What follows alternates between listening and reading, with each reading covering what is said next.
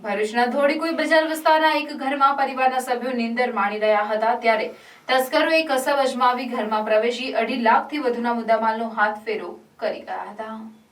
ભરૂચના ધોળીકુઈ બજાર વિસ્તારમાં રહેતા હિતેશ રાણા તેમજ તેમના નાના ભાઈનો સંયુક્ત પરિવાર રહે છે। ગત 11મી સપ્ટેમ્બરે તેઓ સાંજે નોકરીએથી આવ્યા હતા જ્યારે તેમના ભાઈ રાત્રે 9 વાગે આવ્યો જ્યારે તેમનો પુત્ર જેનિશ ગણપતિ જોવા ગયો હતો જે રાત્રેના 12:30 વાગે આવતા તેમની પત્નીને તેને જમાડ્યા બાદ તેઓએ ઘરના નીચેના રૂમને લોક મારી તેઓ ઘરના ઉપરના માળે આવેલ રૂમમાં સૂવા માટે ગયા ત્યારે તેમની પત્ની તેમજ ભાઈની પત્ની ટિફિન બનાવવા માટે 5 વાગે ઉઠ્યા હતા। તેમણે દરવાજો ખોલવા જતાં તે બહારથી બંધ હોવાનું જણાયું।